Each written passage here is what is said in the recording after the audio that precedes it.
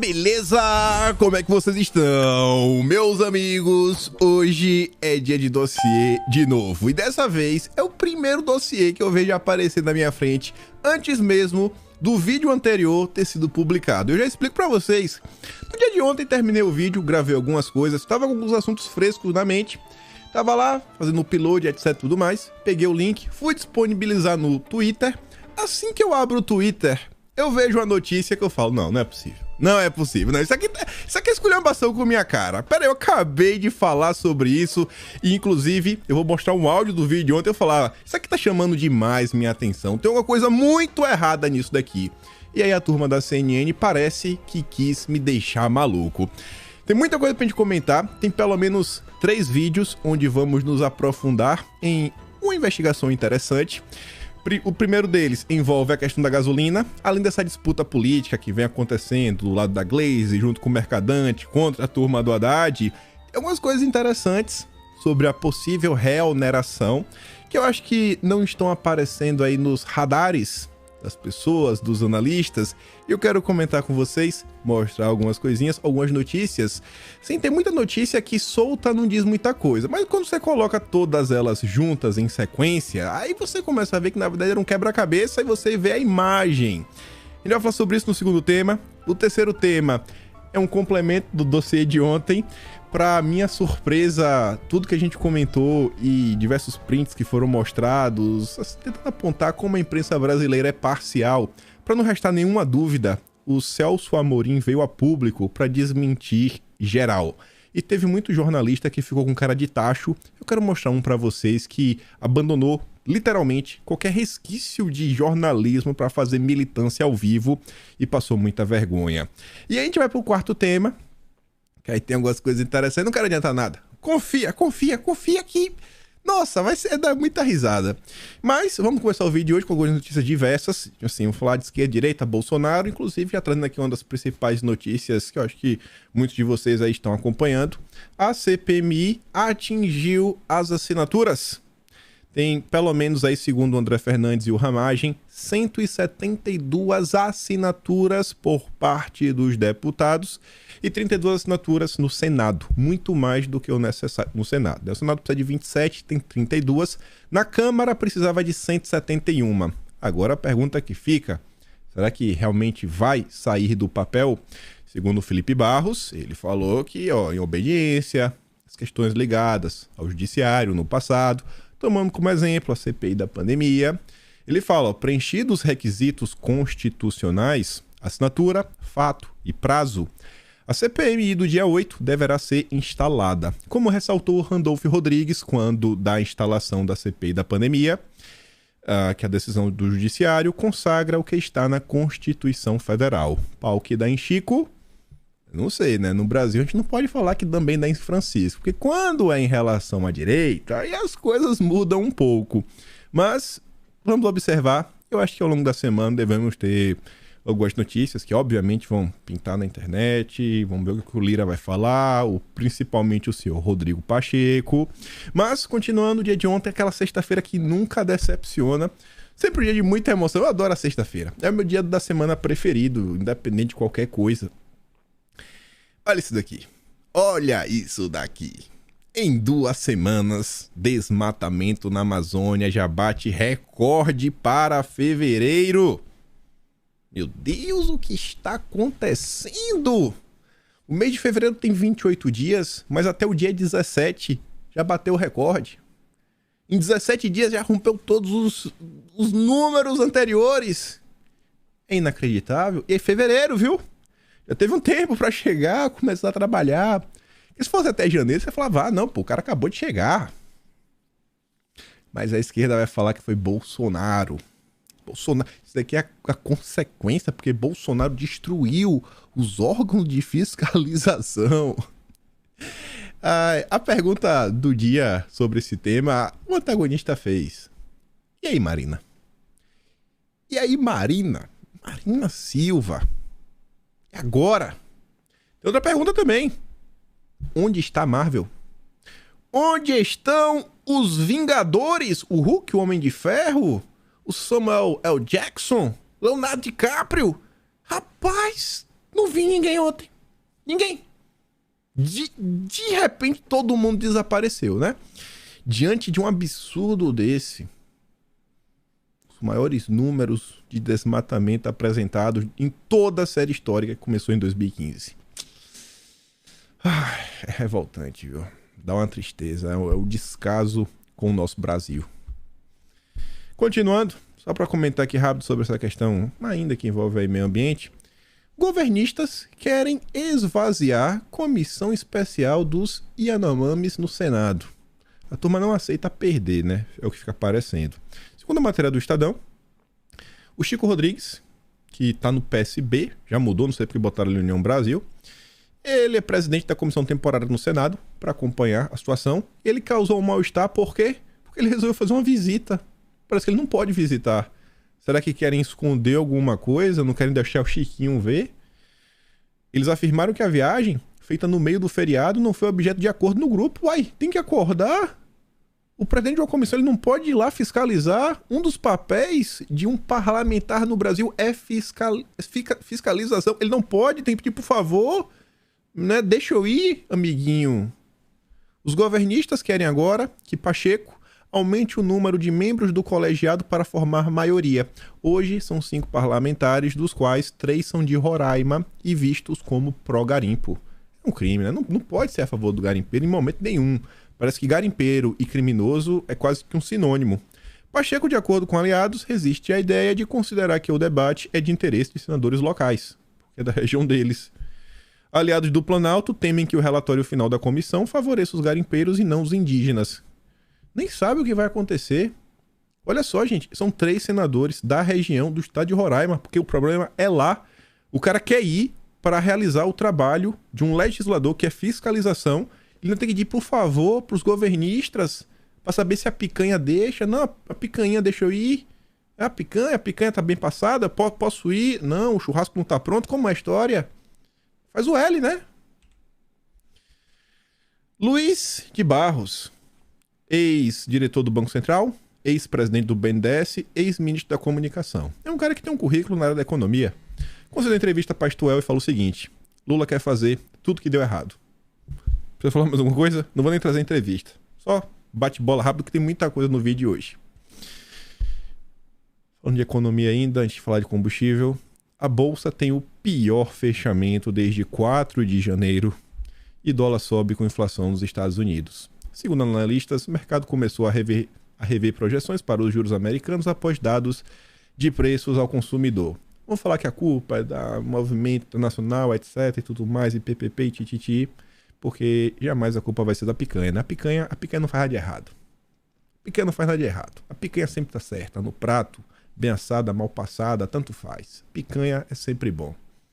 Mas vamos falar dos combustíveis, que é uma questão muito mais interessante do que apenas a treta política e muito mais problemática do que apenas a reoneração, que vai impactar no dia a dia e na vida de vários brasileiros. E vejam só. Várias matérias, na verdade várias matérias não, né? Óbvio, saíram várias matérias falando da Gleisi Hoffmann, mas assim, ela foi assunto em vários veículos. Vários veículos diferentes estavam comentando sobre a Gleisi. O Globo soltou várias notas. Quero mostrar a linha da Globo, em específico, não à toa, porque destoa alguns comentários de um lado, de outro, etc, tudo mais. Mas, ao mesmo tempo, eu percebo que existe uma certa ressonância de ideias, onde a maior parte dos jornalistas do Globo estão torcendo pro Haddad. Pelo menos dão a entender isso. O Lauro Jardim é um pouco mais contido, não é igual a Miriam Leitão. Essa foi a pérola, né? A cereja do bolo de ontem. Mas começando aqui com o Lauro Jardim, o que foi que aconteceu? Ele até traz aqui, a gente vai ler juntos. A Gleisi Hoffmann, ela virou notícias porque ela foi em sua rede social, mais especificamente no Twitter, e ela escreveu uma thread, uma série de tweets, onde ela faz comentários sobre as questões relacionadas à possível reoneração da gasolina.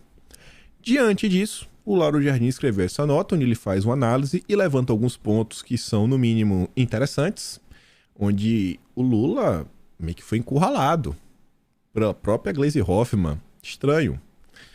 Gleisi sobe o tom e diz que reonerar combustíveis agora é descumprir compromisso de campanha.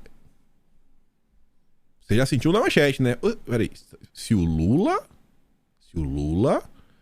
aumentar o preço, ele estará descumprindo o compromisso de campanha. Glaze, olha o que você falou, viu, Glaze? Cuidado, pelo menos é o que o Lauro Jardim noticia. O post da Glaze no Twitter, agora há pouco, definindo a manutenção da desoneração de impostos sobre o preço da gasolina, é mais uma etapa da disputa que ferve no centro do governo entre a ala política e a equipe econômica. É a briga entre o Haddad e o Mercadante. Haddad, Gleisi Hoffmann versus... Desculpa.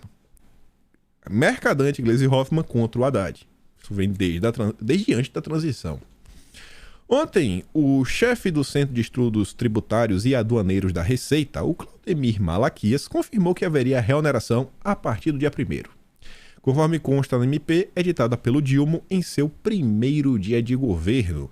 A consequência imediata seria o aumento do preço dos 2 combustíveis nos postos. Hoje, Glaze reagiu subindo o tom. Abre aspas. Antes de falar em retomar tributos sobre combustíveis, é preciso definir uma nova política de preços para a Petrobras. Aí o pessoal começou a ficar com medo, né? O que é que vem por aí? Isso será possível a partir de abril, quando o Conselho de Administração for renovado, com pessoas comprometidas com a reconstrução da empresa e de seu papel para o país. Ou seja, quem está lá não presta. Não presta. Já está atacando todo mundo. A turma adora atacar. Imagine um comentário desse vindo de qualquer pessoa da direita. Seria presa. Presa, no mínimo, seria convidado a prestar um depoimento perante a Polícia Federal por ataque às instituições democráticas. A política de preços atual, implantada pelo golpe, vai ficar nessa. De novo, viu? Chamando de golpe. Aí ataca o Temer, ataca todo mundo que votou a favor do impeachment, a própria Simone Tebet, que faz parte do governo, Geraldo Alckmin, o vice. Faz o povo pagar em dólares por gasolina e diesel que são produzidos aqui no Brasil em reais. A tal PPI sempre foi inflacionária e só favorece a indecente distribuição de lucros e dividendos da Petrobras. Isso também tem de mudar. Nosso desafio é equilibrar uma política de preços mais justa com a geração de caixa necessária para retomar e impulsionar os investimentos da Petrobras, fundamentais para o crescimento da economia e geração de empregos e de oportunidades. Isso também será possível a partir de abril. Antes de avançar, falo para vocês de coração. Se a turma da esquerda chegasse com um plano que eu lesse e eu conseguisse ver que faz lógica e sentido, falar assim, não, cara, a gente tem aqui uma ideia que vamos conseguir baixar o preço. Esse é o plano. A gente vai fazer isso, isso e isso. Eu ia bater palma. Porque o brasileiro merece pagar barato na gasolina. O ser humano, qualquer pessoa, deveria ter coisas básicas, combustível, alimentação, moradia, devia ser barato para todo mundo. O governante que conseguir fazer isso vai ter o meu apoio. O que eu acho que é desnecessário é vir com esses ataques, implantada pelo golpe. Vai vir as pessoas, as verdadeiras pessoas do bem, a turma da picanha. Vai chegar aí um monte de picanha boa, da hora, bem passada, e aí agora vai fazer o certo. Isso que é descabido, né? Esses ataques, né? A turma que sempre está reagindo com ódio no coração. Aí a Glaze continua. Impostos não são e nunca foram os responsáveis pela explosão de preço da gasolina que assistimos desde o golpe e no governo Bolsonaro Guedes. Não somos contra taxar combustíveis, mas fazer isso agora é penalizar o consumidor. O Lula vai penalizar o consumidor? Ou ele vai manter a gasolina barata? E aí? Gerar mais inflação e descumprir compromisso de campanha. Escolha no chão. E aí, o próprio Lauro Jardim fala isso, ó. As postagens de Glaze indicam que a ala que ela representa ainda acha possível convencer o Dilma da viabilidade de editar uma nova MP estendendo a desoneração. Mas o tom que ela empregou é quase uma faca no peito do Dilma. Ao dizer que reonerar agora é penalizar o consumidor, gerar mais inflação e descumprir o compromisso de campanha, ela sugere que o Dilma teria apenas uma opção a tomar, a que ela prega.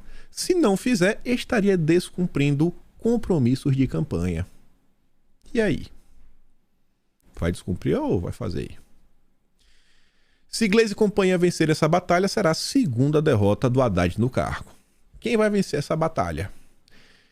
Lembram de um texto que a gente comentou esses dias do Thomas Traumann, que eu falei, prestem atenção. Tem alguns textos que chamam mais atenção do que os outros. Por quê? Porque o Thomas Traumann, ex-porta-voz da Dilma, ex-assessor do Palocci, ele entende do PT.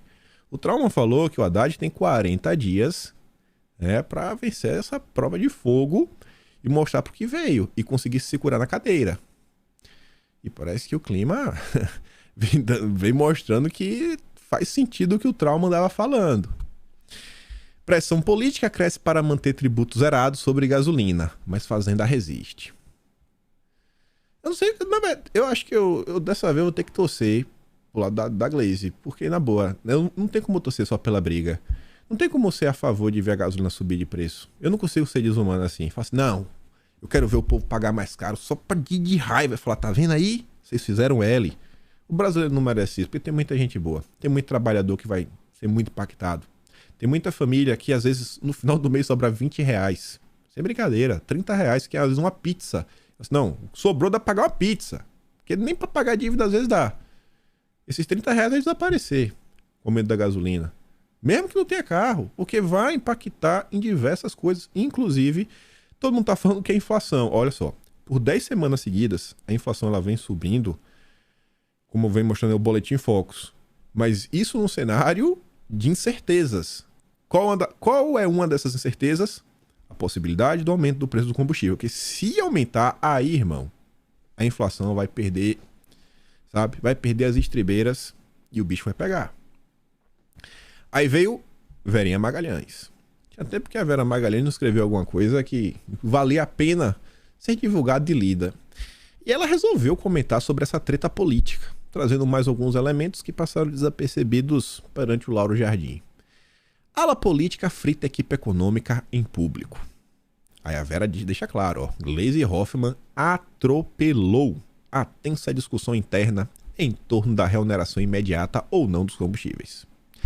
E publicamente defendeu que a decisão seja adiada para depois de abril. É a mais clara investida pública da ala política do entorno do Dilma contra a equipe econômica que está sendo capitaneada pelo Haddad. Tá o Brasil inteiro vendo, né? Você fala, não é o Brasil inteiro. A turma tá vendo o Big Brother, tá acompanhando o carnaval. Sim, eu sei isso. Mas as pessoas que acompanham a política, as pessoas que fazem parte dessa brincadeira, fazem parte do establishment, fazem parte do mercado, a turma tá observando. A galera tá vendo o que tá acontecendo. E isso repercute. E a equipe, você vê o capitão do Haddad, mas que conta também com o Geraldo Alckmin. Coloca o Alckmin como um cara responsável, preocupado com as finanças. Interessante, hein? A Vera Magalhães criando assim um terreno. O Haddad e o Alckmin, nos olhos dela é do bem, ó. E o Lula tem que se decidir, viu? Se vai ser do bem ou do mal. Ambos têm evitado fazer publicamente o debate sobre as decisões de política econômica e, sobretudo, a parte fiscal. Aquela mais delicada que tem suscitado maior desconfiança por parte dos agentes econômicos. O problema, na verdade, transcende em muito uma eventual disputa infantil por fazer a cabeça do Dilma. Eu concordo, só que eu acho que a Vera ela não conseguiu chegar nos finalmente.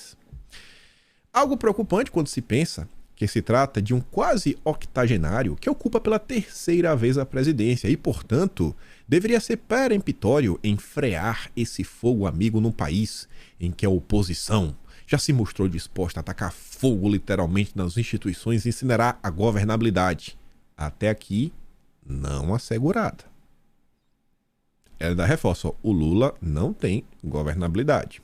Isso depois dela lacrar, né? Ai, olha a oposição, só voltou a falar de Bolsonaro. Não é Bolsonaro, vai tocar fogo. No longo fio em seu perfil do Twitter, Gleisi arrisca uma suposta tese econômica para sua pregação, etc. Tudo mais, PPP.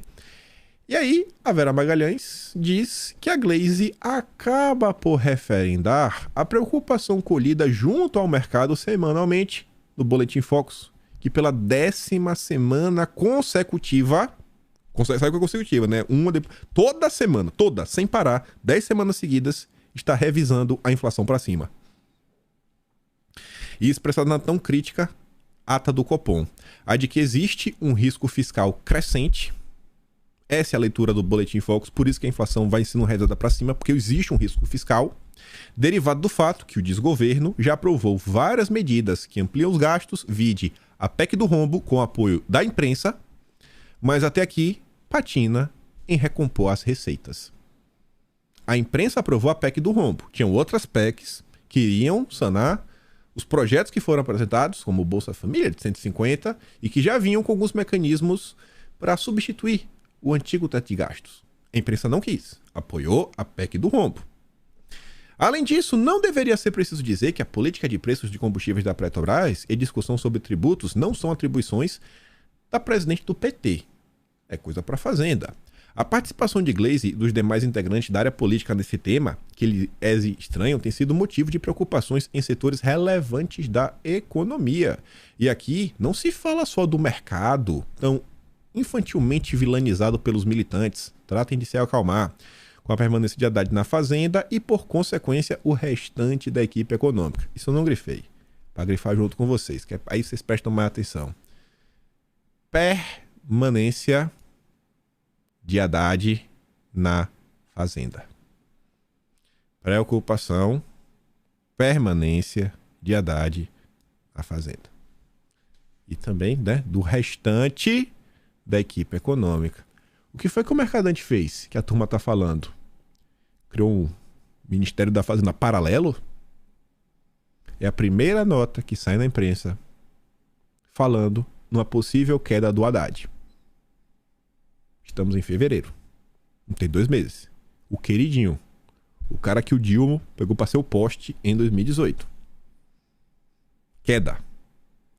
Permanência. Vai durar quanto tempo? Não sei. Thomas Trauman deu 40 dias. Lula aceita pagar um preço altíssimo no início de seu mandato, dando a corda para essa tremenda irresponsabilidade.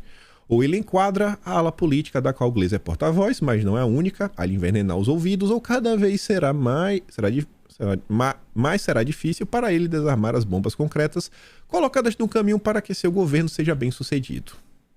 E ela encerra falando o seguinte: uma pregação dessa feita pela Gleisi e os gastos anunciados de uma semana para cá já são suficientes para pressionar o câmbio, por consequência, elevar a pressão sobre inflação e juros. Essa expectativa catastrófica.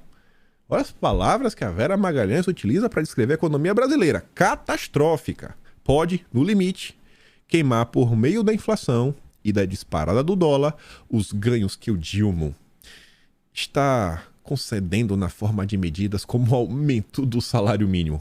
R$18. Isso é o grande aumento, né? Nossa, meu Deus. R$18.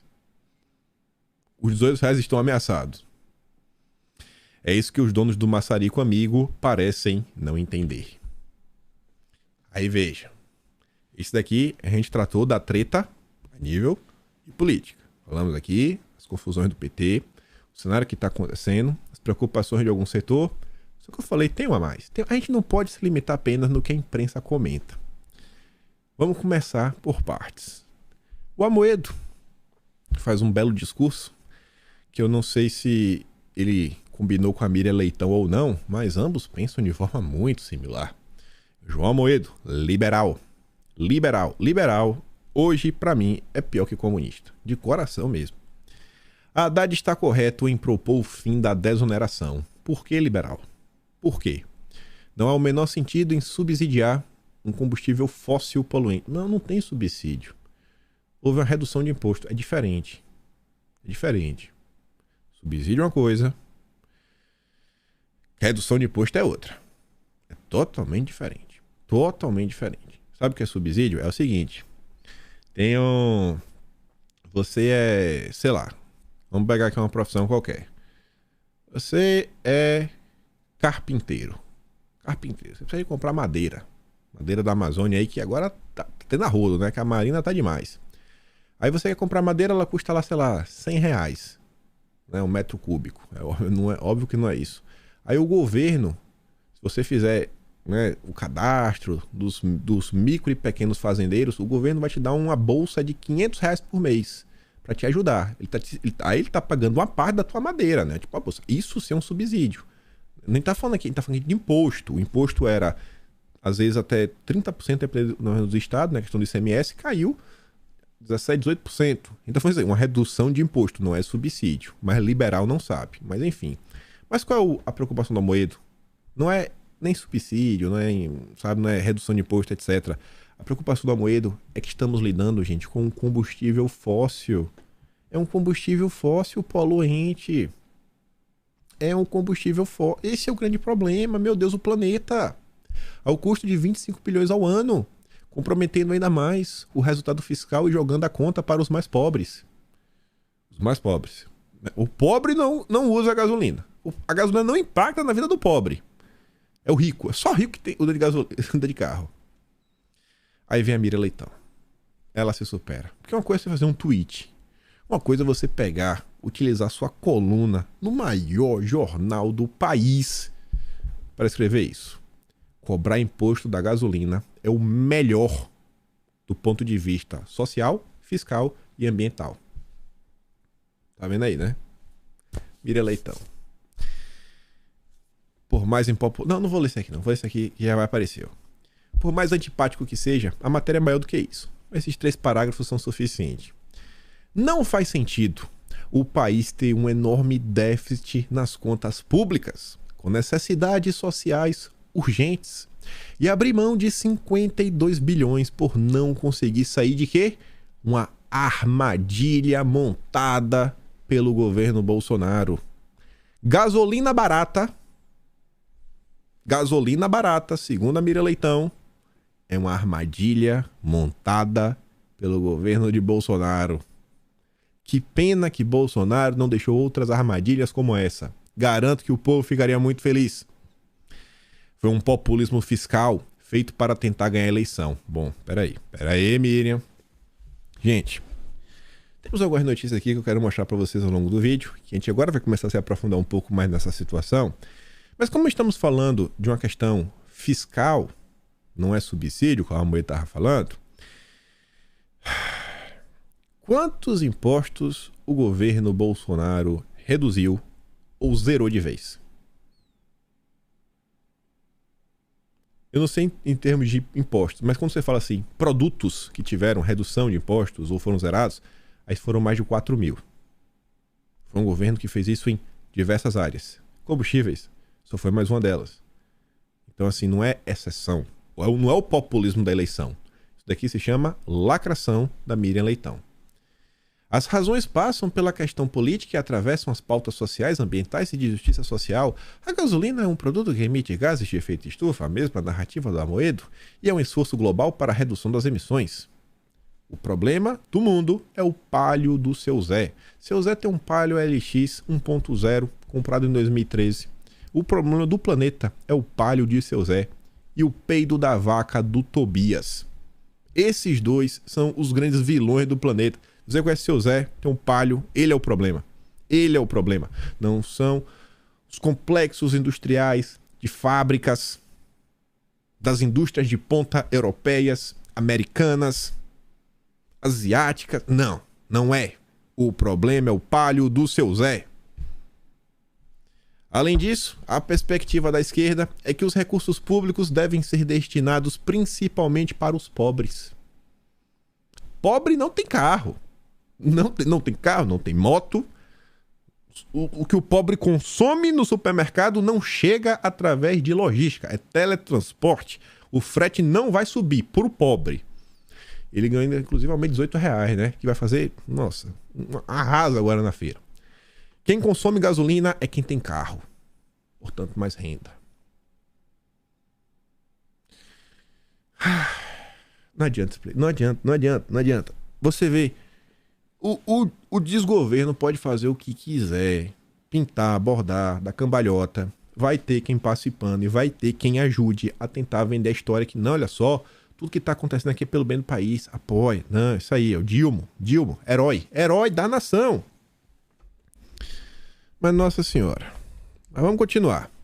Aí, gente, quando eu vi essa postagem, aqui começa aprofundamento. Quando eu vi a postagem do Amoedo, quando eu vi essa postagem da Miriam Leitão, falando que o combustível fóssil é um grande problema, eu tenho um problema de ter uma boa memória.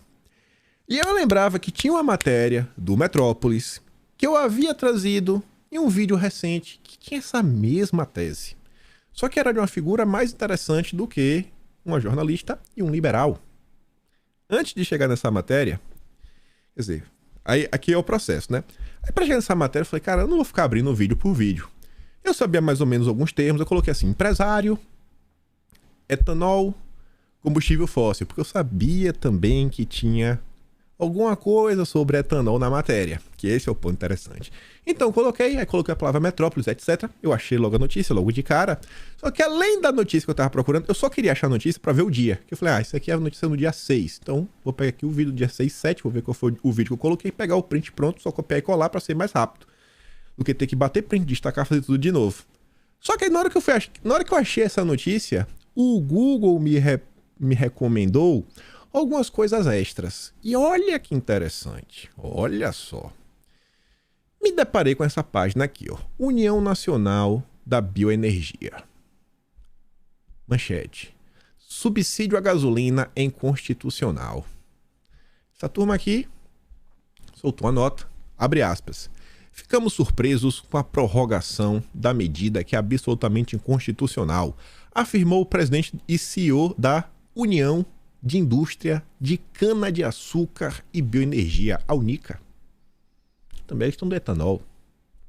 A turma do álcool não está satisfeita. Por que será, hein? Por que será? Pensa o seguinte, se você aumenta o preço da gasolina, você não necessariamente precisa aumentar o preço do álcool, né? Porque a questão aí dos impostos funciona de uma forma um pouco diferente. Foi muito mais específico para a gasolina. Só que se a gasolina sobe, e o pessoal fazia aquela conta no passado, né? Relação de 0,7 gasolina álcool para ver o que é que vale a pena um ou outro.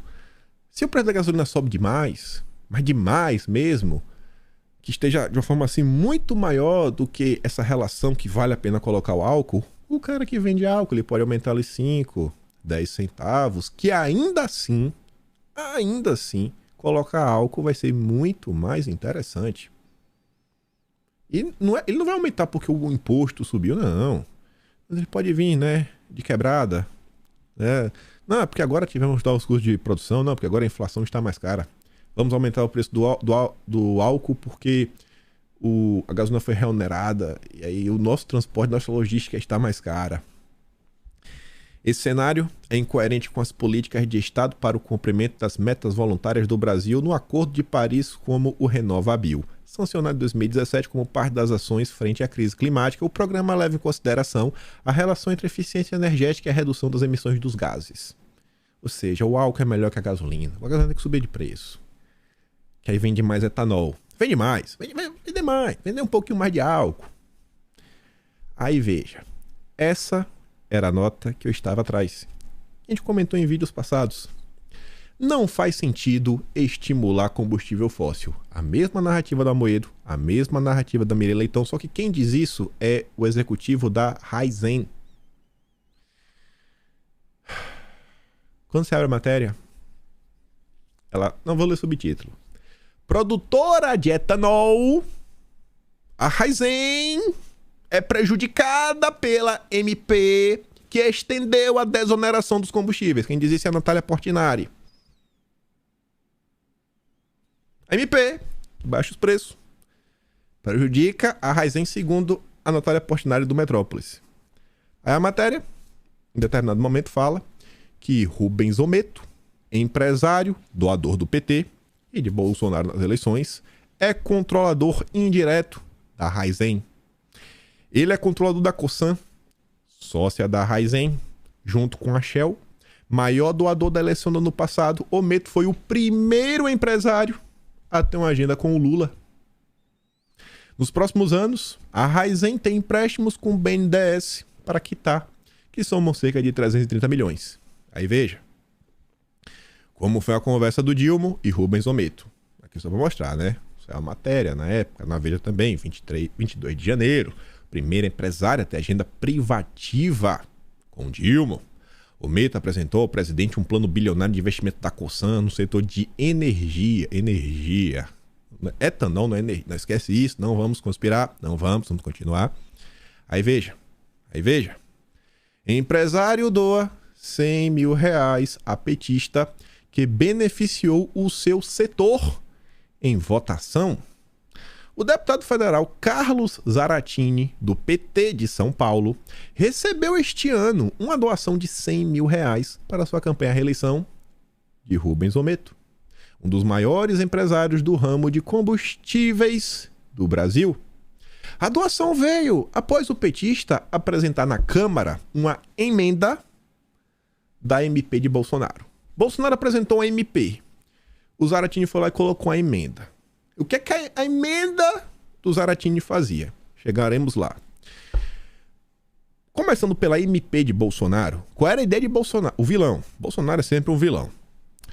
A MP de Bolsonaro permitiria que postos de combustíveis comprassem etanol diretamente dos produtores sem passar pelas distribuidoras. A MP foi editada pelo governo sob a justificativa de que a medida aumentaria a concorrência no setor, assim, ajudaria a reduzir o preço dos combustíveis na bomba para os consumidores. A proposta previa ainda que postos bandeirados, aqueles que ostentam a marca de uma distribuidora, pudessem vender combustíveis de marcas concorrentes. Por exemplo, um posto BR poderia vender combustível da Shell. Essa era a ideia de Bolsonaro. Emenda. Durante a votação da MP, em novembro de 21, Zaratini apresentou uma emenda em nome do PT para suprimir essa possibilidade de postos bandeirados venderem combustíveis de marcas concorrentes. Sem a mudança proposta pelo deputado petista, empresas como a de Rubens Ometo poderiam ser prejudicadas. Sem a mudança proposta pelo deputado do PT, empresas como a de Rubens Ometo, o primeiro empresário que conseguia ter uma agenda com Dilma, poderiam ser prejudicadas, segundo o Igor Gadelha e o Gustavo Zucchi, numa matéria do dia 6 de setembro de 2022. Vamos continuar.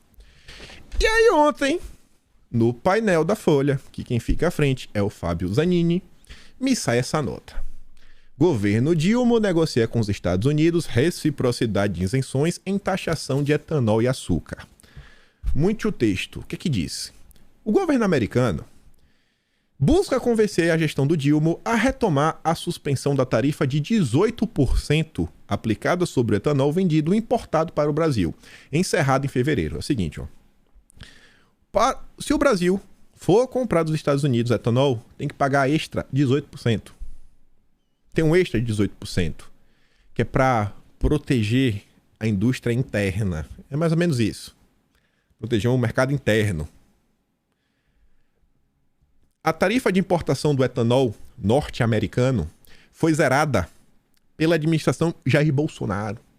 Jair Bolsonaro, em março do ano passado, sem contrapartidas, com o argumento de que a medida ajudaria a reduzir os impactos da inflação. Por quê? Porque ia ter mais concorrência. E aqui eu pergunto para vocês, olha que interessante, os Estados Unidos, do outro lado do continente, conseguem pagar mais para os seus funcionários, eles ganham muito mais, o funcionário americano, eles produzem a cana-de-açúcar, eles fazem lá todo o processo, para no final do dia, eles produzirem etanol, ele pega esse etanol, ele tira dos Estados Unidos, ele atravessa o mar e ainda consegue vender mais barato que o etanol brasileiro. Veja as medidas que falamos feitas pelo governo Jair Bolsonaro. Mas segundo a Mira Leitão, a questão da gasolina foi eleitoral. Apenas eleitoral. Bolsonaro não tinha preocupação com nada, nunca gostou do ser humano. As palavras da Mira Leitão. Veja tudo o que está acontecendo. Veja os encontros, os eventos. Quem quer que a gasolina aumente, quem não quer. Rapaz, tá sensacional ver isso daqui. Eu não sei onde a gente pode chegar. Mas para a gente encerrar esse assunto, não falando de combustível, mas falando de coisas similares, isso aqui foi uma postagem feita nas redes sociais por um perfil chamado Amazônia Azul. O cara comenta muito sobre infraestrutura. Ele colocava duas notas, ambas, assim, uma é do Lauro Jardim, certeza, eu só não lembro onde foi que saiu, mas a primeira é do dia 18 de janeiro. Renan Filho defende Ferrogrão com outro nome e diz que ouvirá Marina Silva. Na outra nota, do Lauro Jardim, do dia 24 de janeiro, dizia: Ferrogrão não é prioridade para o governo. Aí na nota do Lauro Jardim, porque ele tentava explicar, né? Por que o Ferrogrão não é mais Não é mais a prioridade. Um dos projetos prioritários da gestão do Tarcísio, ou seja, do governo Bolsonaro, não é visto da mesma forma pelo Renan Filho. Oficialmente, o projeto não será abandonado, mas, pelo novo discurso, é algo para daqui a 10 anos. Mas Renan acha o nome Ferrogrão ruim e estuda mudá-lo para Túnel Verde. Além dos questionamentos ambientais que são fortes, a Ferrogrão é também centro de uma briga de pesos pesados do setor. Pesos pesados por quê? O grupo Cosan, a gente falou da Cosan aqui atrás, a gente falou de alguém, acho que não falamos. O grupo Cosan, dono da Rumo, faz forte oposição ao projeto. O assunto encerrado. Vamos seguir. Tem muito mais coisa pra gente comentar no vídeo de hoje. Só me sobra 20 minutos. Meu Deus do céu. Tirem suas conclusões, né? No final de tudo. Voltando um pouco pro vídeo de ontem, comentávamos sobre o Sam Puncher, o novo herói da direita brasileira, que veio aí sendo bolachado em todo mundo. Ele comentava o seguinte, ó: essa thread é para mostrar como a imprensa brasileira passou o dia reproduzindo a propaganda russa. Falam, né, que o Dilma ia salvar o planeta, não que os russos estão analisando a proposta de paz. E aí o Sam falava, todos se basearam nessa reportagem da agência TASS. Isso é que a gente mostrou no vídeo de ontem. No vídeo de ontem, eu mostrei para vocês como é engraçado. Você coloca, ó, paz, Ucrânia, Rússia. Aí aparece notícia do UOL e do Poder 360. Rússia diz analisar o plano de paz do Dilma. Ai, o Dilma, nossa, herói, Nobel da Paz, Nobel da Paz. Não, vou chamar aqui o Merval Pereira pra gente falar como vai ser o Nobel da Paz do Dilma. Só que quando você pegava paz, Ucrânia, Rússia e colocava no inglês, não aparecia o Dilma. Não aparecia. E, na verdade, o país que ganhava destaque era o país asiático. A gente comentou sobre isso no vídeo de ontem. E mais. Eu botei aqui porque voltou. Ah, tá. Aí aqui já é um print novo, isso não estava no vídeo de ontem. Se você coloca paz, Ucrânia, Rússia, e depois você coloca a palavra Dilma, né, ali Lula, aí aparece algumas notícias. Olha quais são as 5 primeiras notícias, que diz que o Brasil tá tentando aí, né, tá intensificando aí, a diplomacia tá empurrando para ver se consegue, mas não fala nada sobre a Rússia está analisando um plano de paz, não fala nada. A única matéria das 5 primeiras que fala sobre a possibilidade da Rússia estar analisando o plano brasileiro, essa matéria aqui, ó, a terceira. Que é de onde? Da TASS. A agência que o Sam Puncher falou, né? Aqui, ó, todos se basearam na reportagem da agência TASS. Mas se fosse isso daqui, não tinha nada muito novo, né? Não tinha por que fazer todo esse escarcéu e trazer no vídeo de hoje. Mas vamos lá. Depois de toda a vergonha que a imprensa brasileira passou, tentando vender que o Dilma é o novo ganhador do prêmio Nobel, o cara que vai salvar o planeta, o novo Superman. Vai desbancar todos os Vingadores da Marvel. O Celso Amorim, em entrevista para o UOL, desmente ministro russo. Ainda não foi enviado o plano de paz. Não tem plano de... Era fake news da imprensa. Era fake news da imprensa, Celso. Eu não consigo acreditar. O assessor especial do presidente Dilma, Celso Amorim, afirmou no UOL que o Brasil não enviou um plano de paz. Gente, como é que os russos estão analisando o plano de paz se não foi enviado? O que é que está acontecendo? Que imprensa é essa? Não existe mais jornalismo, é militância pura. Abre aspas para o Celso Amorim. Não foi enviado um plano de paz à Rússia. Foi mostrado a eles a nossa disposição de conversar, como foi com os alemães, com Macron, com Biden. Conversaremos certamente com os comunas, conversaremos com a Rússia e conversaremos com Zelensky também. O plano, na realidade, é essa ideia de incluir mais países para discutir essas questões. Que vergonha, a imprensa. E o pior que teve até nota, ó. Cadê? Do UOL, rapaz. O próprio UOL se desmentindo. Será que vai ter fact-checking? Falando erramos. Fake news do próprio UOL. Aí vem. O governo russo estaria analisando um plano proposto pelo Dilma para tentar mediar paz, etc. Isso segundo o vice-ministro de Relações Exteriores em entrevista à agência de notícia russa TASS. Propaganda, hein? Caíram na propaganda. Questionado novamente no programa, eles não estavam satisfeitos. A turma do UOL não estava satisfeita. Vamos questionar de novo. Celso Amorim. Vou te questionar de novo. E aí? Rolou? Amorim repetiu que não existe o plano mencionado pelos russos. Abre aspas. Não há nenhum plano acabado entregue a eles. Isso não existe e nunca foi feito. Não tem, não existe, não foi feito. É maluquice. É fake news.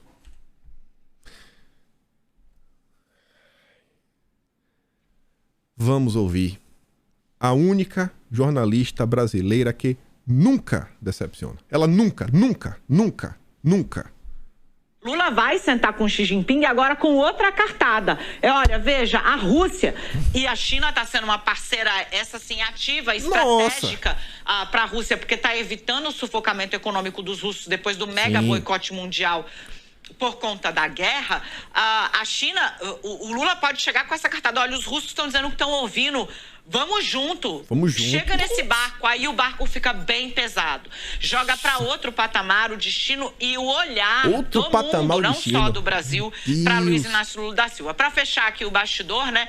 Lá corre nos corredores do Palácio do Planalto, né? Quando eu trabalhava em coluna, a gente escrevia entre ouvido nos corredores, né? Porque aquela conversa de canto de orelha ali, muita provocação, né? Primeiro, sobre os analistas, né? Aqui no Brasil, que sempre disseram, olha, Lula está superestimando a própria capacidade de influenciar em conflitos de escala global. A Rússia vem e fala, não, ele é um player e ele está aqui. Independentemente das intenções ou não, isso joga o cara numa outra condição de negociação. E aí, hoje, nos corredores do Palácio, tá aquela coisa, né? Quem te viu, quem te vê. Você que achava que não ia para lugar nenhum, agora tá aí o Brasil no holofote e uma senhora cartada para Lula voltar da China com um avanço importante nesse projeto dele de voltar a ser protagonista da política global. Eu vou chamar... E o bom é assim, né? Ó, aceno de Putin. Qual foi o aceno que o Putin deu? Qual foi o aceno que o Putin deu, filha? Não é possível não, velho. Governo russo disse estudar a proposta de paz do petista. Oh, meu Deus, que proposta! Que proposta, minha filha! Que proposta! Não há nenhum plano! Meu Deus, velho, é inacreditável. E a galera diz não, que é jornalismo profissional com checagem com isso, é equipe de edição, é câmera, é maquiador, é cabeleireiro. Meu Deus, velho. Tu já imaginou, gente? Tu já imaginou? Rapaz, chapa branca. Eu não sei o que é chapa branca mais. Se o jornalismo brasileiro voltasse a ser chapa branca, já tava bom. Já tava bom. É inacreditável, bicho. Olha o discurso que a pessoa faz com base em uma coisa que não aconteceu. Assegurada pelo Celso Amorim. Rapaz, é inacreditável. É inacreditável. A turma consegue se superar. Parabéns. Parabéns, Daniela. Ai. Mas vamos lá. Vamos lá que tem mais coisa. Tem mais coisa. Ainda me sobra 12 minutos. Acho que é tempo mais do que o suficiente. Vamos ouvir esse rapaz. Vamos ouvir esse rapaz aqui. Esse rapaz é um pouco diferente. Infelizmente, ele não tem a mesma desenvoltura da musa da CNN. Mas ele tem um bigode maroto. Sabe essa nota que ela chamou minha atenção? Eu não encontrei respostas. Mas só pra falar pra vocês, por que essa nota me chamou a atenção? Porque ela só saiu na Veja. E daí? Eu pensei no Twitter, não tem ninguém comentando sobre isso. Ninguém. Botei o termo comitiva Ucrânia. Tem nada. Nenhum comentário. Coloquei no Google, não existem outras matérias. E assim, você tem que perguntar, como é que o jornalista escreve uma matéria? Tem que chegar a ele algum tipo de informação. Sim. Ou ele descobre essa informação. Concordo com esse cara. Sim. E a pergunta que eu fiquei foi essa, né? O que chamou minha atenção. Não sei. Como a turma da Veja descobriu que a comissão da Ucrânia vai vir ao Brasil? Sim. Não só vir, como tem a data, as pessoas que vão vir e O grupo pretende ter encontros com membros do governo Dilma, além de representantes da sociedade civil, como acadêmicos e as ONGs. Sim. É ONG pra tudo que é lado agora. Eu concordo com esse cara. Recomendo o canal dele. Chama Kim Paim. Cara porreta. Bacana. Eu falei isso, gente. Juro pra vocês. Tava aqui, né, subindo o vídeo, botando o título, capa, etc, tudo mais. Aí copiei, chego lá no Twitter. Aqui é só notícia, né, de novo aqui, tamanho maior. Grava esse nome aqui, ó. Oleksi Haran. Eu juro pra vocês, eu abri o Twitter pra postar o vídeo de ontem e eu me deparo com esse tweet. Sabe aquela sensação que você sente, que você fala assim, que o teu telefone te escuta? Mas o pior é que eu não tava no telefone, porque eu vi o Twitter no computador. Eu falei, não, deve ser o microfone aqui, né? Você fala as coisas, aparece na timeline. Eu ia postar o vídeo. Ucrânia precisa do apoio do Brasil para pôr fim à catástrofe global. Quem disse? Oleksi Haran. Eu falei, peraí, pô. Mas o cara foi anunciado na matéria da Veja, que ninguém tá comentando sobre isso. Como é que essa informação chega na Veja? E aí agora sai um texto do cara na CNN. Na CNN. E aí fica mais estranho. Olha só, né? Universidade de Kiev. Isso aqui é a matéria. Oleksi Haran, professor disso, política comparada, tudo mais. Só quero mostrar 2 parágrafos que chamaram a atenção para mostrar outras coisas. O Brasil não tem sido poupado à devastação do conflito, que provocou uma crise alimentar global. Acho que o Brasil está bem melhor que os outros países, pelo menos. O preço de itens essenciais como farinha, feijão, arroz, óleo, leite estão mais caros para muitos brasileiros. Sim, tá. Mais de 1/3 não tem sequer o suficiente para comer uma refeição por dia. Rapaz. Bom, o Brasil tem mais de 200 milhões. Vamos botar 200. Estamos falando de pelo menos 66 milhões de pessoas. Rapaz, eu não sei mais. Tem hora que diz que tem 33 milhões de famintos. Na verdade, 30 milhões de famintos, 33. A Marina diz que tem 120 milhões. Agora aparece o ucraniano falando que tem 66 milhões de brasileiros passando fome. Não consegue fazer uma refeição por dia. Pô, tem que avisar pra essa galera se cadastrar junto aí ao governo para receber o auxílio, né? Bolsa Família, quer que seja, pelo menos comprar uma comida por 600 conto. Acho que o cara prefere não passar fome do que qualquer outra coisa. Interessante, né? 66 milhões de pessoas não conseguem fazer uma refeição por dia. Olha o tipo do texto. Apesar do Brasil estar entre os maiores produtores agrícolas do mundo, não se enganem. A principal causa é a invasão russa da Ucrânia. Se existem 66 milhões de brasileiros passando fome, a causa não está no Brasil. É um texto complicado. Até no final, a CNN coloca assim, ó, o texto não necessariamente é a opinião da CNN, né? A opinião do autor que escreve, a gente só tá dando espaço para escrever, etc, tudo mais. Aí depois lá na frente fala, né, que o Brasil, no seu papel de líder da América Latina, pode desempenhar um enorme papel, dando a sua voz e apelando à Rússia para que retire imediatamente suas tropas da Ucrânia. É por isso que venho ao Brasil em março, como parte de uma delegação da sociedade civil ucraniana, para me encontrar com políticos acadêmicos, líderes empresariais e ativistas para convocar todos a permanecerem ao lado da Ucrânia. Beleza, pode ter teu interesse que quiser. O texto está 100% em português, não é uma tradução do Google. Se você pegar para ler, você vê que foi escrito por uma pessoa que domina o idioma português. Eu não teria capacidade de escrever um texto tão bonito, né, com tanta precisão, as vírgulas no locais certos, os apostos, os predicados. Eu fiquei realmente assim, impressionado. E eu me impressiono por quê? Porque eu não encontrei nenhum outro texto do Oleksi Haran em português. Mais do que isso, eu sequer encontrei o Oleksi Haran compartilhar em seu Twitter, a foto tá um pouco diferente, mas é o mesmo cara, o texto dele da CNN do Brasil.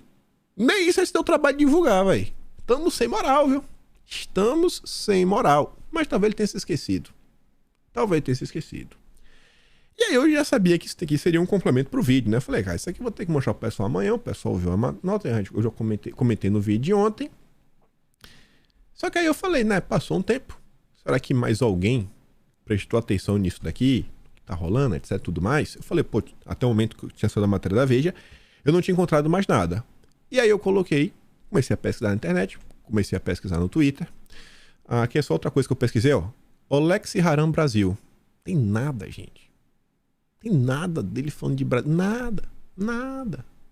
Nenhuma nota, assim, demonstrando a preocupação com o Brasil. O texto dele só tem em português. É interessante. Me pergunto, né? Como é que aconteceu? Ele falou, deixa eu ver, o Brasil tem a CNN. Vou mandar um e-mail. CNN, sou um professor ucraniano. Por favor, poste um texto meu. Eu vou traduzir. Engraçado, né? Conheci. O Brasil, tudo acontece no Brasil. Mas voltando. Como falei pra vocês, fui pesquisar. Ver se encontrava mais pessoas falando. E pra minha surpresa, sim, tinham mais pessoas falando sobre o caso. Sobre a comitiva que vinha ao Brasil. E aqui é critério, assim, de bastante curiosidade. Quem trouxe aí grande parte do conteúdo foi esse rapaz chamado Rafael Machado. Não é um cara de direita. Não é um cara que eu acho que também tá na esquerda. Difícil meio de posicionar esse cara no espectro político. Mas deixando assim o interlocutor de lado, vamos analisar a informação que ele traz. E checar, né? Pra ver se faz sentido ou não. Vamos ver se tem lastro. O rapaz fala o seguinte, né?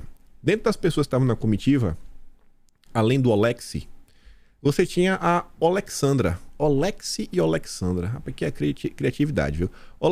Alexandra Drick, um dos principais nomes da comitiva, recebeu o Nobel da Paz em 2022 por causa do seu trabalho na ONG Centro para Liberdades Civis.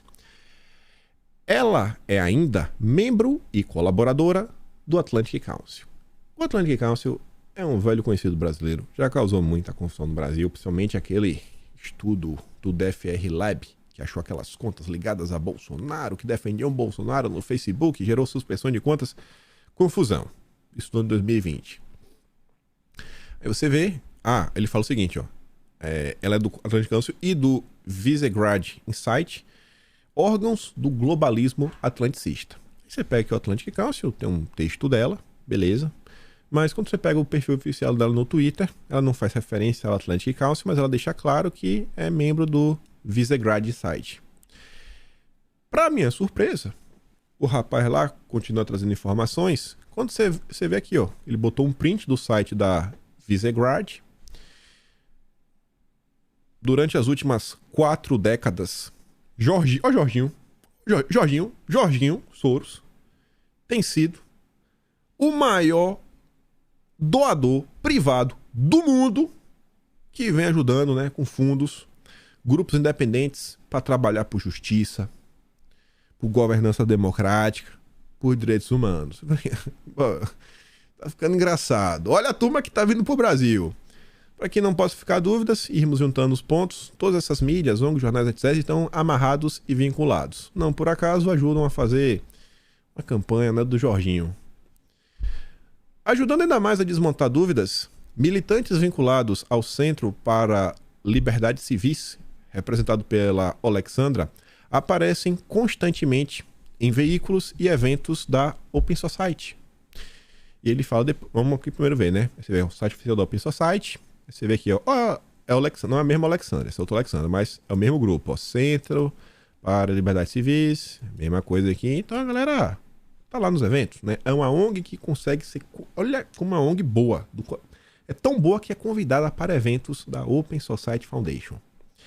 E ele diz, e vai lá, o relatório financeiro dessa ONG mostra que o Jorginho tá bancando. Aí o Rafael traz aqui esse relatório. Você vê aqui, né? Nossa gloriosa Open Society. Aí eu fui atrás do site, né? Pra ter a certeza. Né, que também aparece aqui, ó. Esse aqui acho que é do ano de 2019. Esse daqui é do ano de 2020. Esse ano de 2020 achei engraçado algumas coisas, né? Departamento de Estado, né? Departamento de Estado americano. E apareceu aqui, ó, o NED. É um grupo que eu nem ia ligar, né? Nem ia chamar minha atenção. O NED chamou a atenção porque quando falamos do Boulos, o candidato oficial do sistema, assim, né? Aí quando você vai lá no site da empresa, aqui o site oficial, doadores, olha o primeiro de todos, Open Society. Depois tem o NED. Tem outro ali, né? Aí só trazendo postagens do vídeo dos Soros feitos pela esquerda. Aqui sim, são perfis de esquerda, inclusive o PCO tá ali comentando. A pessoa trazia um emaranhado aí, né, um organograma, falando da turma dos amigos do Boulos, e aí colocava lá o NED, ó. Esse mapinha é fruto da reportagem do próprio PCO sobre o Boulos. Foi assim que o pessoal entrou no radar, etc. Aí aparecia o Ned aqui, ó. Aí o pessoal falava, muito obrigado. Aí o pessoal depois postava, Laura Carvalho, a economista do Boulos, irá trabalhar na Open Society do Jorginho. O pessoalista não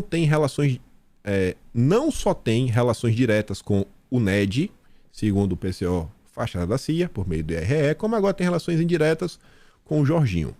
Mas vamos voltar para a nossa comitiva. Bem, esse tal do Oleksiy Haran, apresentado como professor. É apresentado como professor, né? O que poderia ser mais inocente que um mero professor? E ele é colaborador do European Council on Foreign Relations. Que curioso. Esse grupo, ele botou o acrônimo, né? ECFR, é um think tank fundado e financiado por quem? Pela Open Society. Aí que eu só peguei os prints que ele trouxe, né? Esses dois, esse e esse. Vou colocar aqui, né? Ele fala aqui do ECFR. Aí você vê aqui, ó, sobre o SRF. Aqui embaixo, ó. O SRF é uma instituição de caridade, né? De caridade registrado pela Open Society Foundations. Meu Deus! Quem poderia imaginar, viu? Até aparece aqui, ó. Olha o Oleksiy Haran. Simultaneamente com a matéria da Veja, apareceu a matéria da CNN, em português, muito bem traduzida, do mesmo professor da ECFR. Nessa matéria está descrito que ele também é pesquisador da Democratic Initiatives Foundation. Inclusive está no perfil dele do Twitter. Curiosamente, é mais um think tank, sempre vinculado suas atividades na Open Society. Aí ele coloca lá uns prints dos eventos mostrando que essa turma desse grupo, né? Assim como aquela outra ONG, também participa dos eventos da Open Society, etc. Tudo mais. Veja-se que o mesmo Haran palestrou no Fórum de Segurança de Kiev, co-organizado pela Fundação Open Ukraine, tão lá complicado, que é do ex-presidente do Banco Central da Ucrânia. Aí eu coloquei só no Google para ver, né, entre aspas, para mostrar, você vê, ó, Open Society, o site oficial da Open Society, falando aqui também dessa ONG, né? Essa ONG aí, Fundação pelas Iniciativas Democráticas. Essa é a comissão que está vindo no Brasil. Essa é a comissão que está vindo ao Brasil. Aí você se pergunta, olha a quantidade de notas que saem na imprensa. Olha a quantidade de notas que saem na imprensa assim, em grandes veículos, fazem questão de divulgar, etc, tudo mais. Rapaz, assim, quando isso eu comecei a ver, comecei a chegar na conclusão, eu lembrei do Enéas. Que eu falei, rapaz, hoje em dia a gente tem o Google para colocar assim, ó, Open Society, entre aspas, e aí o Google te dá algumas respostas. E o Enéas, hein? No mundo analógico, das revistas, dos livros, do mundo que não tinha internet, o Enéas já denunciava o interesse do Jorginho no Brasil. Eu nunca passei muito no site da Open Society. Dê uma olhada aí nas últimas horas, porque eu estava pensando em algumas coisas. A quantidade de matérias onde eles estão interessados em levar a democracia a diversos países é uma coisa assim fenomenal. Você fala, rapaz, como essa turma se interessa em ajudar pessoas, em ajudar países. É interessantíssimo. Mas no Brasil, com certeza, o Brasil é um país, sabe, soberano, forte. Jamais o Brasil seria influenciado por uma agenda internacional, por atores internacionais, por interesses internacionais. Não, jamais. O Brasil é, né, o Brasil em primeiro lugar. A gente não precisa se preocupar com isso. É só critério de curiosidade, viu, gente? Nada estranho por aqui, pelo amor de Deus. Nem aqui. Aqui também está falando de comitiva.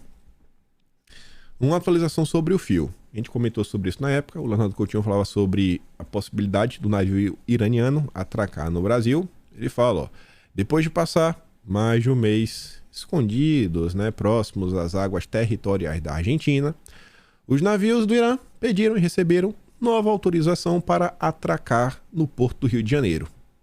E aí? Vão atracar? Não vão? O que vai rolar? Não sei. Mas vale a pena prestar atenção. Aqui não são os links do vídeo de hoje. Eu esqueci de colocar os links na pressa aqui para gravar e tudo mais. Mas é só pegar a manchete e colocar no Google que vocês acham todas elas. E é isso, né? Chegamos ao final de mais um vídeo. Eu não tenho nem o que falar, né? Fico até meio receoso de fazer alguns comentários sobre algumas coisas. Mas é isso. Ontem teve Notícias de Quinta. É o primeiro link da descrição. Se gosta do meu trabalho, pode estar no meu canal. Tem um botão de valeu, tem um peito na descrição também. Mas acima de tudo, vai lá no Telegram, pegar os vídeos que eu dei play no vídeo hoje. Os vídeos não, né? Só da Daniela. Não vou mandar o meu recorde de eu mesmo falando que esse aqui tá no vídeo hoje. Vou mandar só o da Daniela aí, pra quem quiser. E é isso. Espero poder estar aqui amanhã e também ver vocês. Aquele grande beijo, abraço, tamo juntos. Valeu, meus amigos. Fui!